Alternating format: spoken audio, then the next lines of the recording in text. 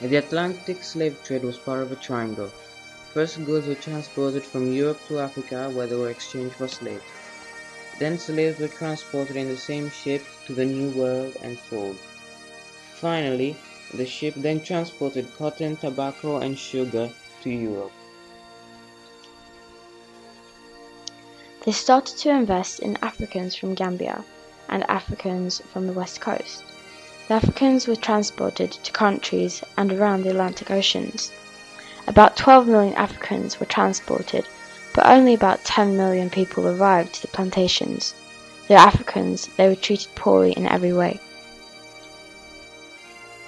The white people chose to use the Africans because the Indians were not used to the different kinds of diseases, such as measles and mumps, which made the Indians very sick.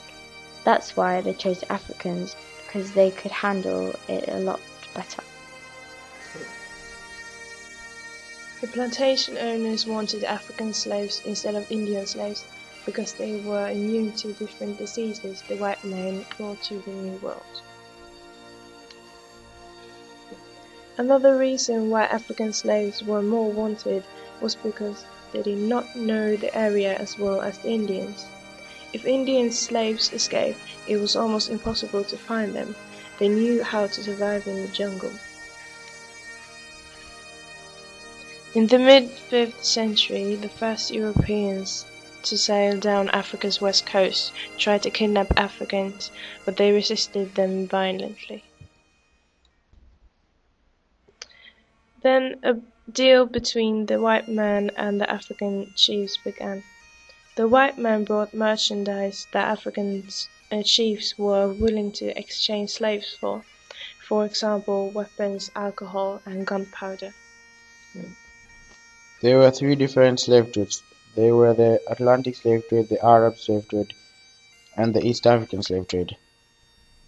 In the Atlantic slave trade, 12 million slaves were transported across the Atlantic, and the same number were sold to the Arab slave traders. The voyage across the Atlantic took about 25 to 60 days, and 2 million of the men and women died. The African chiefs didn't want to sell women to the slave traders because they wanted the women to have children and look after their farms.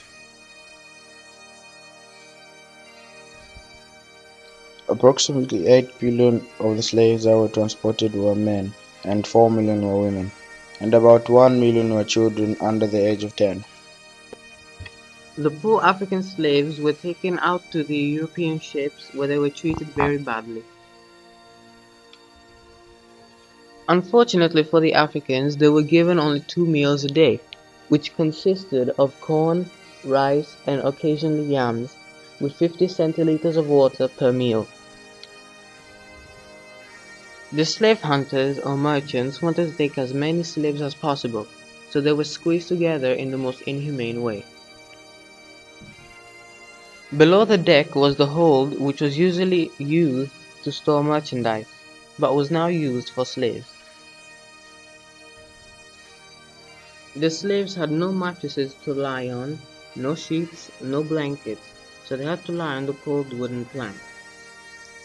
They could not even stand up, since the area was only 76 centimeters high. Illness was common and had to be dealt with quickly, by throwing the infected overboard. When the weather was nice, the slaves were taken up on the deck to move or stretch their muscles.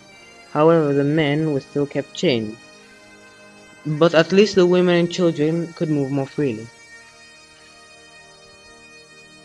The Europeans and Americans made a massive profit from the slave trade, and many southern colonies depended utterly on the trade, and that led to the American Civil War.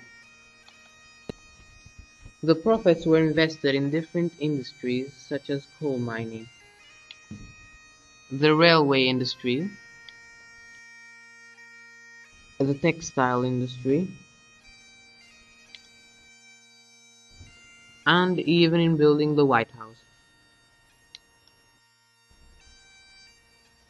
The abolition of the slave trade first began in Great Britain 1807. but it wasn't until 1808 it was abolished in the US. The man who worked for the abolition of the slave trade was William Wilberforce. He managed to persuade the Parliament and saved therefore many lives.